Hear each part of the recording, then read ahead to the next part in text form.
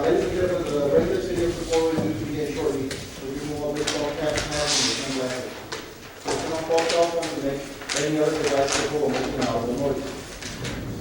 All persons in the meeting will conduct the telephone meeting in form of public outburst or disruption to reduce traffic noise or resulting in an or other building and subsequently constitute a violation of city ordinance number 280 or 216 code. Damas y caballeros, esta reunión regular de la ciudad de Socorro va a comenzar. Por favor, retire sus gorras, sombreros y lentes de sol.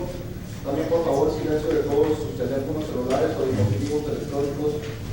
Todas las personas que asisten a esta reunión deberán conducirse apropiadamente. Cualquier arrebato público o distracción que incluya aplaudir dará lugar a una expulsión de la reunión. Lo expulsarán del edificio y puede ser acusado posteriormente por violar la ordenanza 280 de la ciudad de Socorro y las leyes del Código Penal de Texas.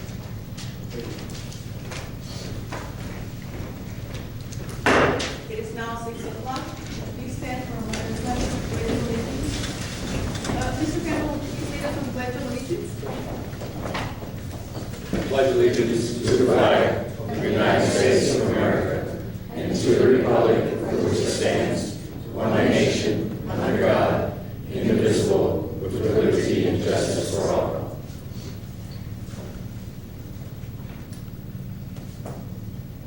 Please be seated.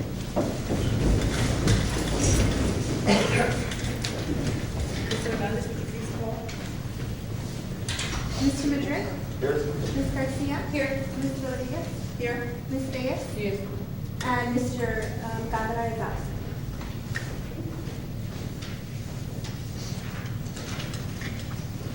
Quorum is established. Number 4, public comment. We have Mr. Joe Ventura.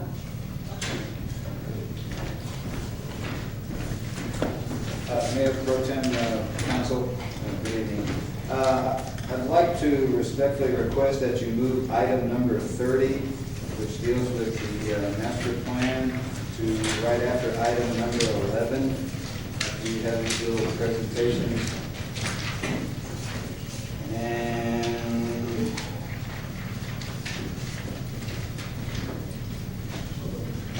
item number 21, I think we're going to send the wrong message here on this appointment, so I would hope that you all would reconsider and find you another candidate. I have nothing against the individual that's up for appointment, but I think the city needs a little bit of relief, and I think this would be, a better opportunity to pick somebody else.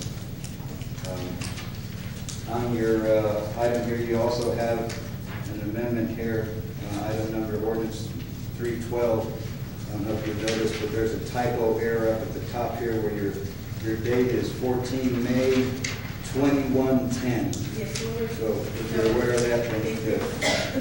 Thank you. Thank you, Mr. Ventura. Next person, please. Mr. Rene Rodriguez?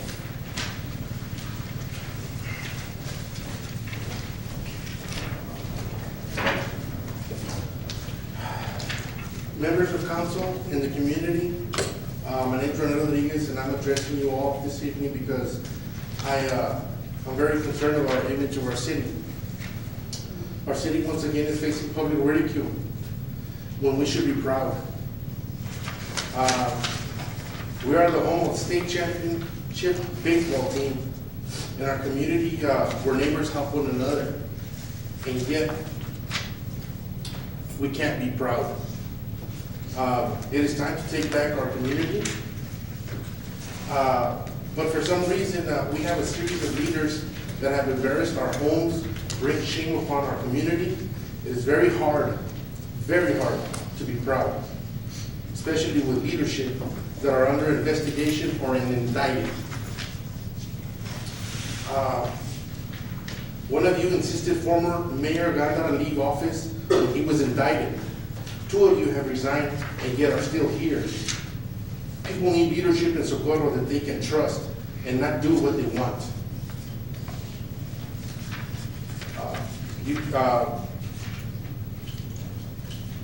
City Council looks for loopholes to stay in office. And that's all. I'm very ashamed. Thank you, Mr. Rodriguez. Anybody else? And Mr. Juan Castañeda. Mr. Castañeda?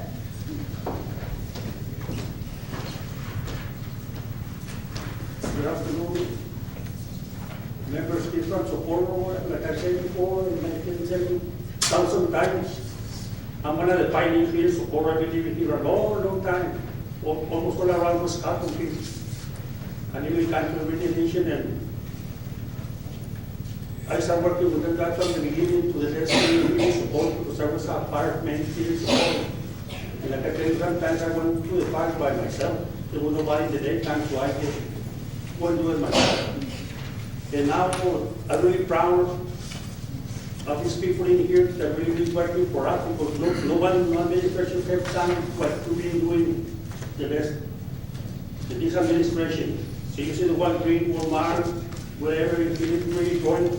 Some people that have been coming out of town, they never believe that this is Socorro. They're really working, and I'm really proud of these guys, except for the, well, one people that hasn't done his job. And the district number 1, we don't have nobody on there, no responsibility. It's a shame, because you know we have a lot of problems. Every time we go to downtown, they really blame it on Socorro, they tell them about that. All of us, but you cannot judge everybody for somebody else's mistake. I'm really proud of all these people in here, the police department, all of you, because I can see the changes they've been doing here in Socorro. Like I tell you, no administration haven't done what you've been doing in this administration. I'm really proud, because what you've been doing for us, you've been doing that for our grandsons, and all of the seniors that you've been living in here, because we're going to die in here in Socorro. We are from Socorro, and I'm one of the proudest citizens here in Socorro. And I've been helping everybody, and I see, and I wish you all luck. For these people in here really been working for us. I'm one of the persons that really are proud of you, all of you. But I will tell you, the only people, the player number 1 doesn't have any responsibility, because we have a lot of problems with them. A lot of people will tell me I'm not going to vote. Nothing at all, only on the major elections. So you cannot blame all of you for somebody else who's taking responsibility. Thank you. Thank you, Mr. Castañeda. Next No. question. That was it. Let me just make one small comment for the people that do not know or have not come to the meetings.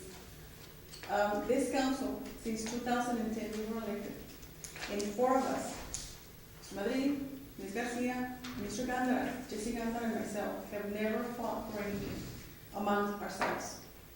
And all the things, the drama that you have heard for years has been a product of a very negative group of people, of about 10 or 12. And unfortunately, one of us in council is also a member of the group. So if you don't like what's happening as far as the image of our city, well, you know who's been doing that damage. Also, I know that some of you ignore some of the laws, but there has been no loopholes that we have pulled for Mr. Gandara or Mr. Madrid. That loophole that they call is a law in the Constitution. So it is not a loophole. I understand that some people are not ignorant. Thank you. Next. I would say that they should read the charter before we come and criticize the platform. Okay, proclamation, number 5. Proclamation declaring April as Fair Housing Month in the city of Socorro, Texas. And I guess Mrs. Maria Reyes is leading the meeting. Mr. Wallace, can we proceed, or we cannot have the meeting?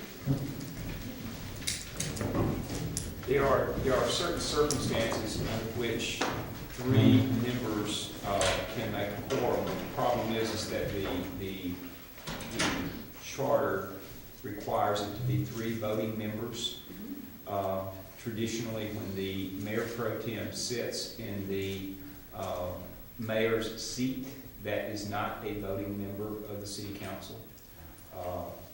We have been asked that question quite fortuitously by City Clerk Hernandez here recently, and looked at it rather hard. And we concluded, based upon an abundance of caution for no other reason, that 3 members of the city council would not constitute a quorum, and we would not advise you to try to transact business under that circumstance, simply because it would put a cloud over everything that you do and make everything that you do subject to challenge. You have a number of ordinances, some of which are important on your agenda tonight, and I know these things need to be acted upon, but to try to act on them would put a cloud upon them, number 1. And number 2, you have a situation where you have 2 voting members of the council and 1 that's not voting. And that's not what the charter provides for. So, Okay. Thank you, Mr. Wallace. So, Mr. Yusuf, you can leave or stay? Okay. Now you see that Mr. Yusuf is leaving, so we cannot have a meeting. Can we, Mr. Wallace? you cannot take action. You have convened, though, a public meeting. If you wanted to hear those reports, I think that would be an appropriate thing. What you can't do is you couldn't discuss that with the presenter, and you can't act upon what they present, but they would be permitted to make a presentation to you. I mean, it's been properly noticed, so everyone's been given notice that that would take place, but you would not be permitted, because you do not have a quorum, you would not be permitted to have interaction with the presenter. May we have Mr. Campbell's assistant flew out of town to do the presentation. Let him do the presentation next. Sure. Do we have to have the, where's Mr. Campbell?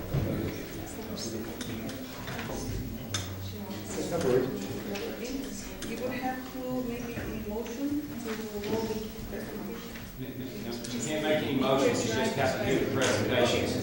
Yeah, all motions, all action is gone. Okay, you heard Mr. Wallace.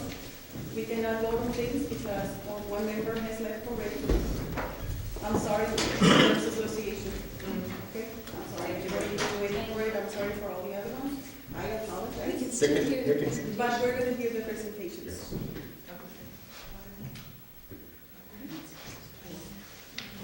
Okay, Mr. Campbell, would you please step over?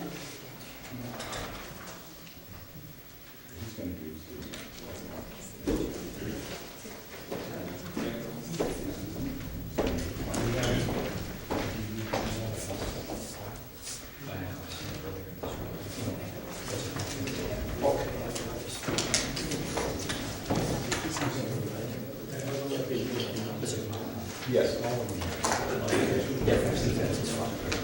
Good evening, Mayor Pro Tem, council members, manager. There won't be a display PowerPoint, but I think you have a handout, and maybe we can follow from that. I'm delighted to be back in Socorro. I was here at the beginning of the legislative session, first week of January. Socorro was covered in snow that day, so I was delighted to get back in a little bit early today, and I did my own self-guided tour of the city, and it looks different when it's not covered with snow, but I like it just as much, so pleased to be back. Every legislative session has a different personality. I've been involved with the legislature since 1993, and this legislative session is no different in many ways, but in other ways it is. One, there seems to be less activity than there typically is. There have been fewer bills filed than we've seen in recent years. There's actually a lot more cooperation on the floor of the House and the Senate than we've seen in probably 8 to 10 years. That's very refreshing, and I'll try to explain why. One of the things is that we have a relatively new Speaker of the House that has exerted himself, sort of emerged this year as a stronger leader than maybe he has been in the past. Some lieutenant governors, some speakers of the House allow the members to, as they say, work their own will and bring up whatever bills they want to and conduct themselves as they choose. Other times, leaders will exert more of an influence. And I think that's what we're seeing in this legislative session. And it's had a calming influence on the legislature, so that they're being more productive because they're being more positive. And very refreshing in contrast to what you see in Washington, D.C. There's a certain bipartisanship that's taking place in Austin, where Democrats and Republicans are actually working together for common good. So that's very refreshing to see, because we haven't seen that in a number of years. But I will say this, and I will caution and say that the final chapter has not been written, that we still have about 6 weeks left before the end of the legislative session, and anything can happen. Some of the most contentious bills that we typically deal with have not come to the floor yet. Redistricting, which has always been a very difficult issue for the legislature, has not really been addressed on the floor of the Senate or the House. Immigration reform has not been addressed yet. That could be a very volatile issue.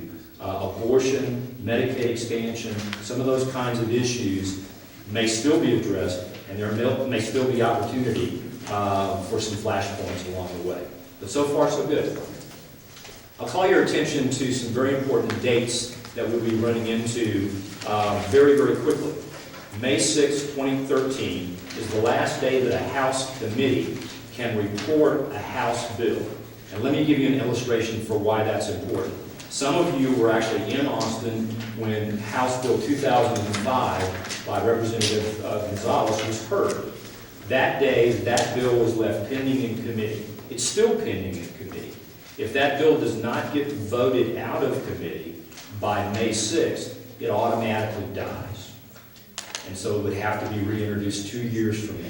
I mean, basically, it would be over with for the legislative session. So that's what that date means. May 9th is another significant date, and that is, let's take House Bill 2003 as an example. It has passed out of committee, so it has certainly met that May 6th deadline.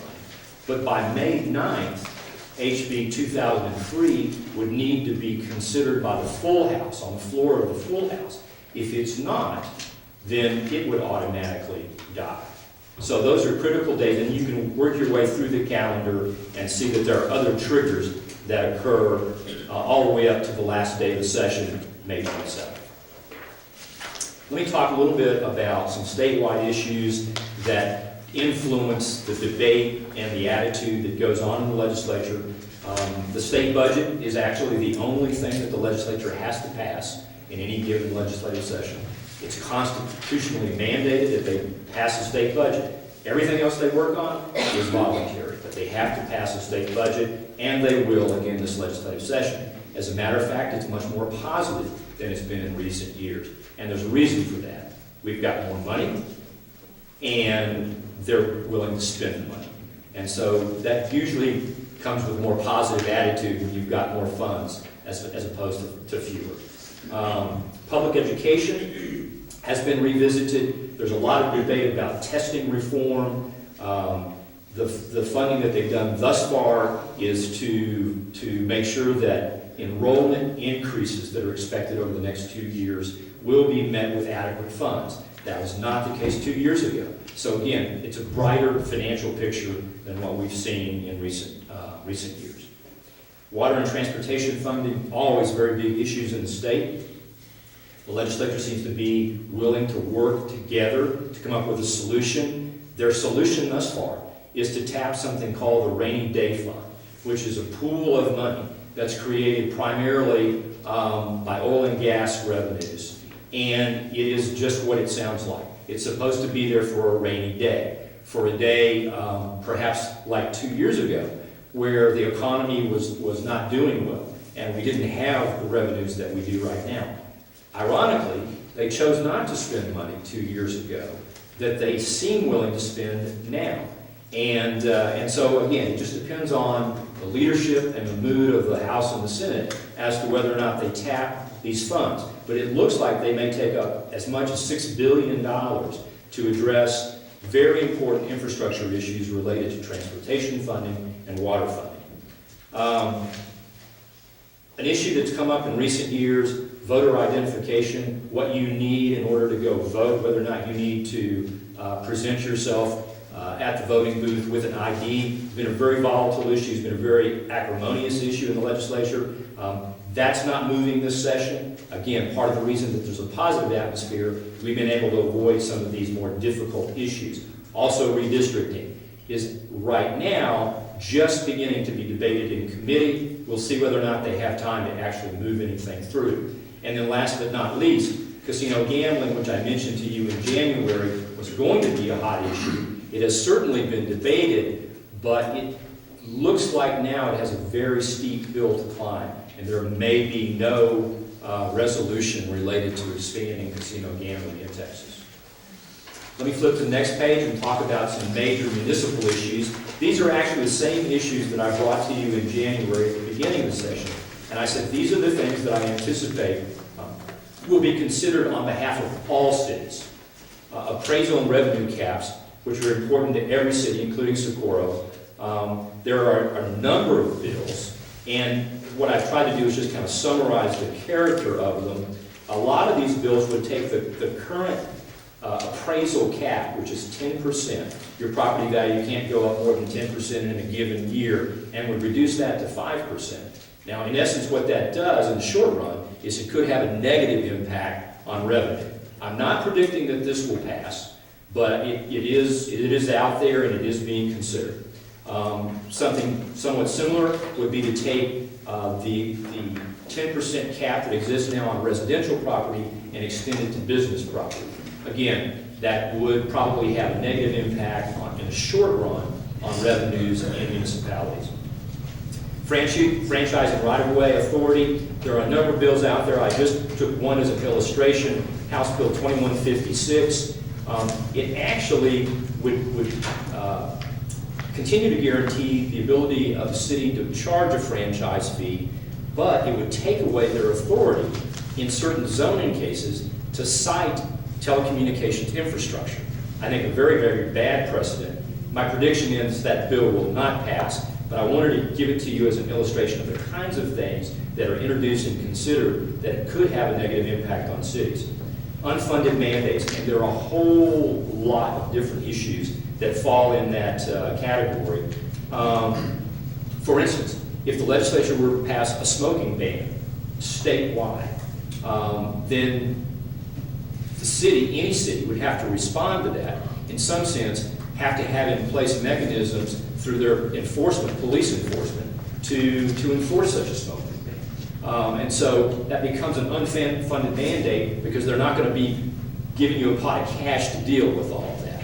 I'm not predicting that one necessarily is going to pass, although it does have a lot of interest right now. Immigration verification. There are bills out there that would say that your local police officers, when they detain someone, would have to verify within 48 hours their immigration status. Again, that's more of a burden on your police department, and yet you're not getting any additional funds to deal with that. That's why we call it an unfunded mandate.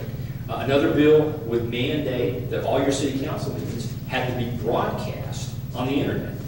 Again, a cost with no funds, to support that.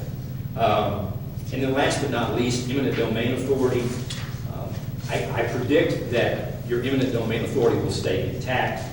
If they pass any bill at all, It would be on the margins. It could possibly make it a little more difficult to negotiate with a landowner. It could make the process a little more drawn out and expensive, but I think that the overall authority for eminent domain will stay intact and be unchallenged. So the next page, I want to just illustrate for you, because a couple of you have actually been to Austin and testified on bills, and I want to give you an idea of some of the other people from around the state, from other cities across Texas, who are doing the same thing, who are coming to Austin, testifying on bills, and you'll see a nice broad range of people from El Paso to Houston, from Dallas to the Valley, small towns, big towns, and the more that you get engaged in this process, the more you can also be involved in testifying on municipal bills. Let me then flip to the next page and focus specifically on two things that we've been concerned about here in Socorro. Two bills related to annexation, both of them by your state representative, Mary Gonzalez. Those of you who were in Austin know that House Bill 2003 and 2005 were heard in committee, that House Bill 2003, and I'll remind you, that is the one that would have an expedited process for an incorporation election and would also take away the city's authority to govern whether or not someone could incorporate in your extraterritorial jurisdiction. That bill was voted from committee. It is pending in the Calendars Committee. Now, the Calendars Committee decides what the full House hears and what they don't. Sometimes bills stay pending in the Calendars Committee all the way to the end of the session. They're never heard, and they die in the Calendars Committee. HB 2003 has been pending in the Calendars Committee now for several weeks, and that's actually something that we would like to see continue. House Bill 2005, that is the one that would extend a right to a targeted area under annexation to vote whether or not they wanted to be annexed. That bill was left pending in committee, and I don't expect it to be voted out.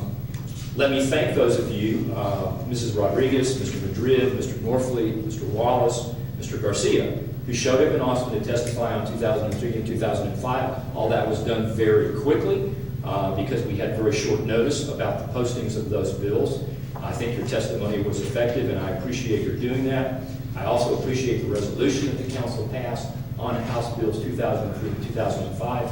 I have been able to utilize those as an educational tool. I've actually delivered those resolutions to all of the members of the Calendars Committee, for instance, so that they know of your opposition to 2003. Let me say that should 2003 be voted on by the full House and be passed by the full House, then of course it has to go to the state Senate. There, the logical choice to address that bill would be your state senator, Senator Rodriguez. We have kept him informed since the beginning of the session about this bill, about the import of the bill, and I continue to update them as the process goes on, so that if it ever goes over there, he'll know what it's for, he'll understand the bill, and then we'll have an opportunity to visit with him in more depth about the implications to Socorro. And then finally, let me just note some bills of local interest. And when I say local interest, it's because they are introduced by members of the El Paso legislative delegation. I thought it might be interesting just to go through, and you'll recognize those names because all of these folks represent areas of El Paso County.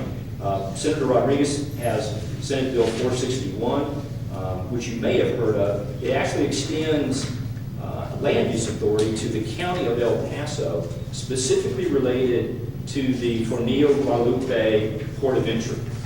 It's ironic, I guess, in a sense, that what you're trying to do with your annexation is extend land use authority to manage the same sort of issues that this would, but this legislation would give authority to the county to try to manage the issues that will be related with that port crossing. That bill has been heard in the committee, has not yet been heard by the full Senate. Too soon, I think, to tell what the ultimate outcome will be. I highlighted House Bill 2259 by Representative Moody from El Paso County. It relates to attendance at city meetings. This actually would not have an impact on the city of Socorro. It's actually geared toward what they call Type A general law cities. for the most part, much smaller cities in Texas, but I thought it would be interesting as an illustration. What it says is that once you establish a quorum for a city council meeting, you have to keep that quorum. That if someone were to leave the city council meeting, your quorum would dissolve unless there was unanimous consent that they were an excused absence. So it's sort of an interesting little twist on how you establish and maintain a quorum.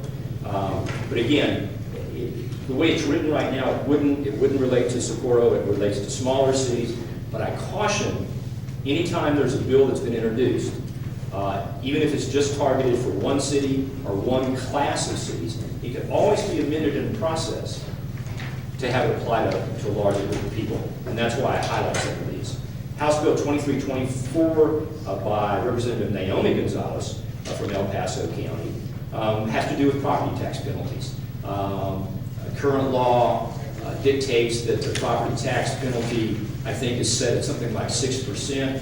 Her bill would say it should be tied to the cost of living increase, and then up to 6%. So it's just an interesting little twist on how you would penalize somebody who had delinquent ad valorem taxes over time. House Bill 685 by Marquez from El Paso County relates to county authority in emergency service districts. This grants additional authority to the county of El Paso to impose more accountability and oversight in the 2 emergency service districts in El Paso County. Again, I don't think this is targeted at any sort of relationship that Socorro has to its ESD, but clearly there's an issue there that the county is sensitive to in regard to management and transparency in the emergency service districts. I talked to the fire chief about this. We don't see any major red flags related to Socorro, but we want to continue to watch this one as well. And then last but not least, your state representative, Mary Gonzalez, the House Bill 1081, and I've mentioned this before in some of the written materials I've sent you. She has a bill that looks like it's moving, it would require a study by the Texas Animal Health Commission on bovine tuberculosis in El Paso County. The goal being to prove that it's no longer a problem in El Paso County and that dairy farming could actually be reintroduced someday in El Paso County. So that's the goal of that bill. So that's really my update. You will see me again, if not before, back after the session is over with. I'll come back and I'll report out on what did pass and what didn't pass and what the implications would be for the city of Socorro and for El Paso County. In the meantime, I'll be in Austin, and if need be, I will let you know when I need you there. So thank you very much. Thank you.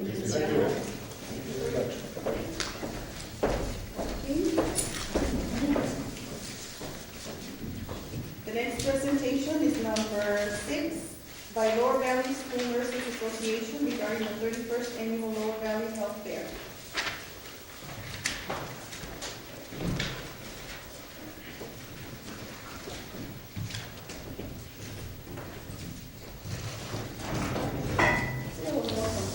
Good evening, Mayor Pro Tem and Council. My name is Bertie Gans. I am the president of the Lower Valley School Nurses Association. I'm here today with Ella Brissette, Pat Maldonado, who are also school nurses. We're here to talk about the Lower Valley Health Fair, which this year is going to be our 31st. And we're going to be holding it Saturday from 9 to 2, and it's going to be at Socorro High School. Okay, that's where we hold it every year. We do have some flyers that we're going to pass around, if you don't mind. But the reason why we're here today is just to talk about what we do, which is we are, like I said, a health fair. Our focus is we have several vendors. Actually, we have about 100 vendors, and our focus is health, well-being, and safety. Those are our main ones. And that's what our vendors present. Information, they present screenings as well. And all of the screenings that we present are free of charge to all of the participants, and anybody that shows up can come in for. We have several different kinds of screenings actually. For example, heights and hearing and vision, blood pressures, blood glucose, immunizations for children, pap smears, dental screenings, cholesterol, and those are only a few. And again, these are all free to the public. We do have a lot of people from the lower valley that show up, and most of these people are uninsured and people who this is their only opportunity to get these types of health screenings. And so that's why this is a passion for us, because we want to continue to provide this to the community of Socorro and El Paso surrounding communities as well. And we are here to ask again, as we do every year, for your support. In the past, you have very generously helped us, and we're asking again for your support this year. And I know that our health fair is already coming up on Saturday, but we will have some bills accumulated after the health fair, so this will help us a whole lot with that. Did you want to say something, Sally? No, I think she covered it well. We're here at 31 years. So I think the community expects us to be here. I think they look forward to having us here. I think they get their yearlies done, in large part by the groups that we bring, to Socorro High School on this particular Saturday. So, I mean, it's a good event for us, but it's a great event for you. Yes, and I would like to congratulate you, because for years, I've gone to your events, and they've always been very, very successful. And you provided a very good service to the community.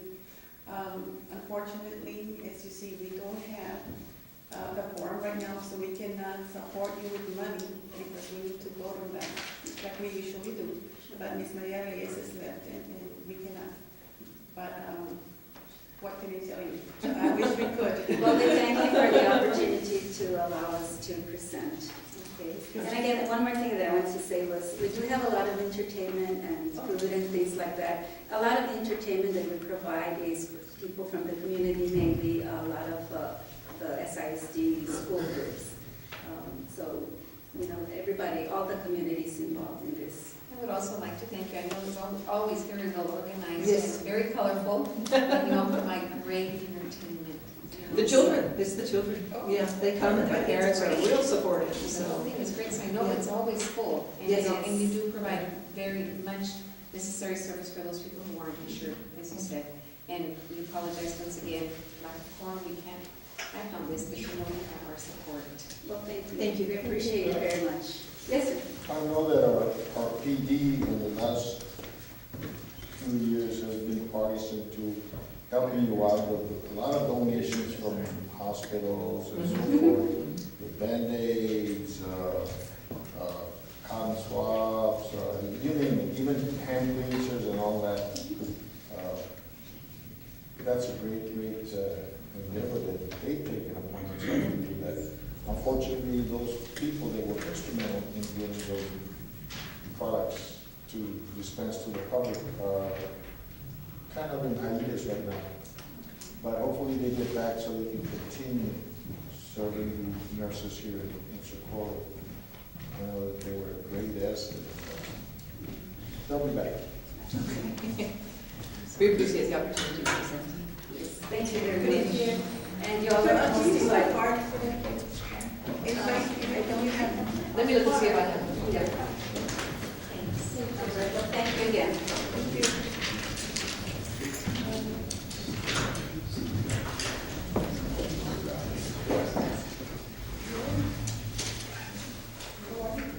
How are you? Make sure you relay the information. Okay. Make sure you focus. Excuse me, but we need to continue with the meeting. Or the presentation. Yes, we do. We have number 7, the presentation by Lower Valley Water District regarding sewer and water facilities in Socorro. Who's here? The manager right now? Then we have the presentation by Socorro Police Department's code enforcement officers regarding code enforcement in Socorro. Mr. Winley?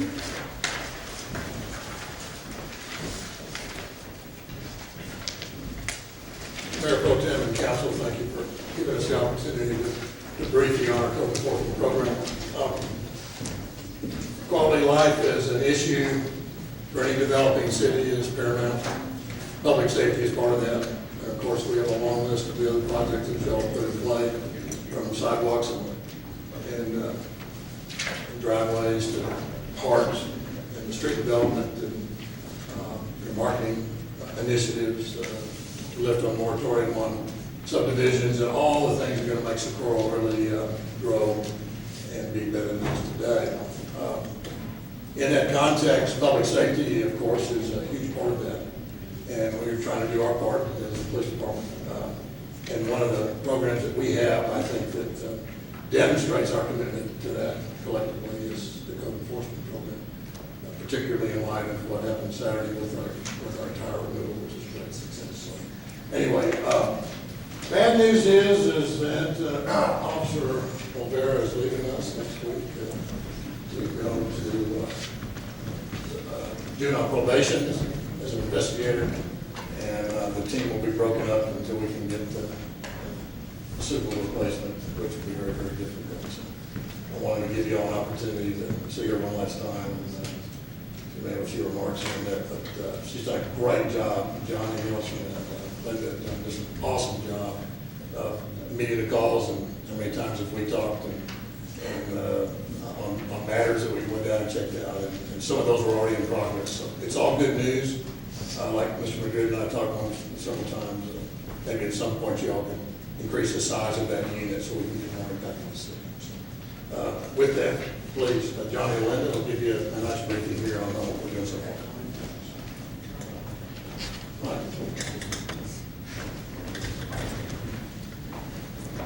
Well, I would like to say that we're going to miss you, Mr. Rivera. Thank you. Definitely to see you back. Thank you.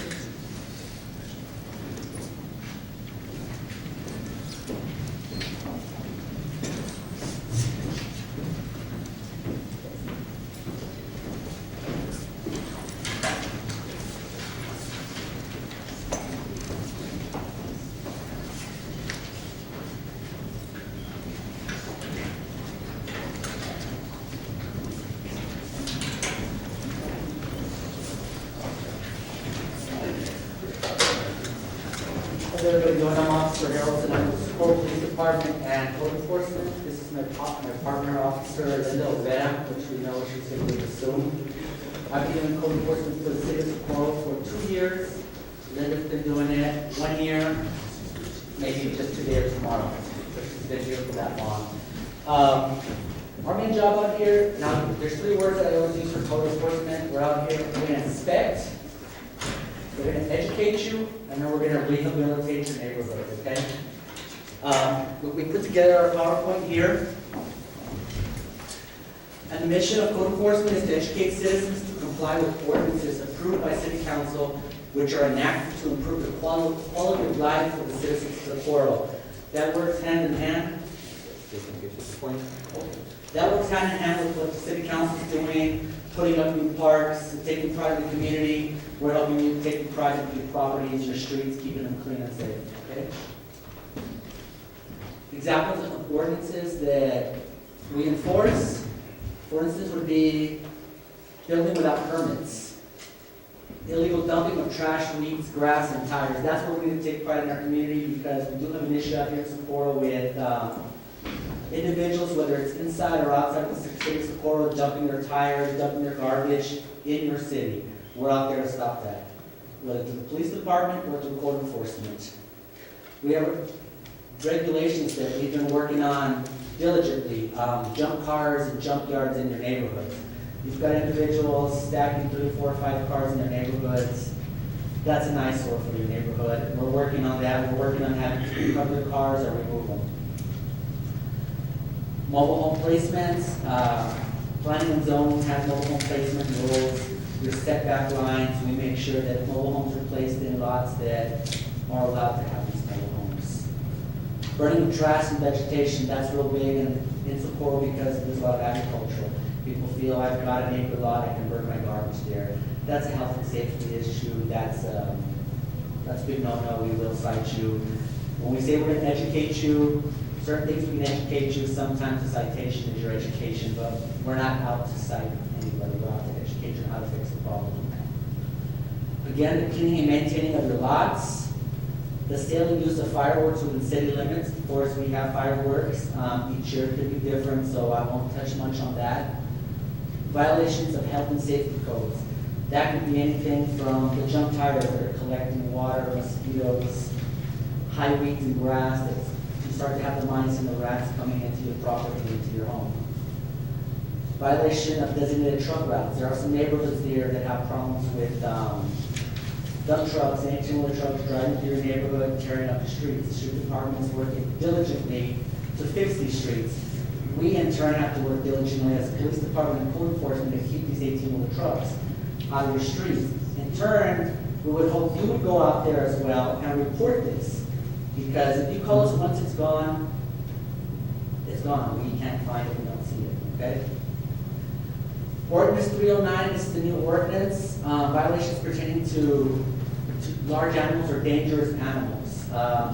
There's a lot of dangerous animals in Socorro, which I'm talking about, vicious dogs, pit bulls, German shepherds, Rottweilers, just roaming the streets. That was a new ordinance, we're still working on that, but if you feel your neighbor or anybody in your community has vicious dogs, not because they're barking, but because you feel threatened by it, because they're jumping at you, they're barking at you, they're attacking you, let us know so we can investigate that for you. Inspection of businesses for current business registration licenses. There's a lot of businesses here in Socorro, but there's a lot of businesses doing business illegally. Just like everybody else, you pay your taxes, you pay your dues, in the city of Socorro, you have to register your business. We're out there visiting businesses on a daily basis, making sure that everybody's in compliance, register their business. I'm sure if you have your business, and she has a business, you're gonna be a little upset that you're paying your taxes, you're paying your permits, and you've got somebody over here running a business out of their home with no permits. We're out there getting compliance there. Here's a few things we're talking about, building without permits. That could be a health and safety issue. Out here in Socorro, a lot of people like to build onto their trailers or build onto their property. Proper permits are required to do so. And myself or Ms. Olvera will be out there, also the building inspectors. You do have to get a building permit to build onto the property. Illegal dumping of trash. As you can see, this is what we see every day. And it's not so bad now. We've cleaned up quite a bit, and I hope a lot of you have seen the difference out here in Socorro. Cleaner lots, no sign pollution out there, signs all up and down the streets, we're getting that removed. But this is an example of what we're seeing every day. Here you've got some lots that are just run down, people have abandoned properties. This right here is several violations. You have health and safety, definitely health and safety. You've got a nuisance. You drive by this, your kids are playing out in the streets, this is what they're walking into. So this is what we have. Some more pictures, again, health and safety. If you have properties out here that you're no longer using, you need to fence them up, maintain them, regardless if you're not living there. It's still your responsibility. These are examples. We've got a handful of properties that we have not had any luck in getting cleaned up because they've been abandoned. People have passed away and there's nobody taking responsibility. Myself and Linda are mailing out notices, and we're getting to a point that we're going to get with the city manager to put tax abatements on these properties. But this is a process that we're still working on right now. Again, this property here, you see these tires in the bottom picture, this top picture. This property, we had a tire amnesty collection this past weekend, just on Saturday. This one property alone had over 1,500 tires on the property. It had over 200 tires in the backyard, 1,300 tires inside the house. There's 2 houses there, from floor to ceiling, bedroom, bath, kitchen, 1,500 tires just out of one property alone. And this gentleman bought this property on a tax auction. When he walked into it, this is what he found. Talking about our tire amnesty, we had it on Saturday, the 13th of April. These are a few pictures. I just want to thank the court, Judge Vidales, and also the street department. Judge Vidales had about 10 kids working community service. They were out there loading and unloading tires. The street department, same thing. So there you go, we're feeding them. We collected 4,865 tires in one day just out of the city of Socorro. This is not out of Horizon, out of El Paso, this is just in the streets of Socorro. 4,865. Approximately 6 months ago? we had one. Approximately 6 months ago, we collected over 7,000 tires in a week span out of the streets, the canals, properties of the city of Socorro. So at any time, evenings, you see pickup trucks driving up and down your streets loaded with tires, call the police department. They may be up to no good. They may be up to good, but let us decide what's for you. Another picture of the group of kids that helped the judge and all the kids the judge had out there. We are looking at working on some more projects like a Keep Support Beautiful type of campaign, using the courts and the community service kids to help the elderly, the less fortunate to be able to clean the property and clean up the streets. That's still a work in process. Some more pictures you can see. That truck right there, and over here, we had 2 trailers full, plus a yard full of tires that just came out of the city of Socorro. See up here we have 4,205. That's what we had collected. The street department on a property that Socorro had purchased picked up another 660 tires off one property. Again, the regulation of junk cars and vehicles, what we're going out there is, a lot of people have antique cars they say out here. You're gonna have 2 options. You're gonna cover that car, put air in the tires, make it presentable, or you're gonna get rid of the vehicle and get it off the property. Health and safety issues here. Number 1, mobile homes, you can have mobile home placement in the city of Socorro. You can't live out of an RV. This is a property we found where you see this is just an RV. See the makeshift plumbing going into a hole in the ground, and also the electrical. Again, health and safety, that's a fire hazard right there, right there. Mobile homes in the city of Socorro, a lot of people are used to just putting up their mobile homes. It is a city ordinance that every mobile home will be covered around the base with skirting. We understand financial hardships, so once we go out a mobile home that doesn't have skirting, we are giving 30 days, giving you a couple of pay periods to work it out, to get the skirting on there. But we are out there having mobile homes covered. It makes it more presentable. And again, for you don't have animals crawling underneath your mobile home, doing their business. Again, health and safety. Burning of trash and vegetation, again, that is prohibited, especially in the dry season right now where fires are prone to spread with the wind and the heat. Cleaning and maintaining of lots, again, this is what we're seeing. Linda and I, she's taking a major passion for that. This girl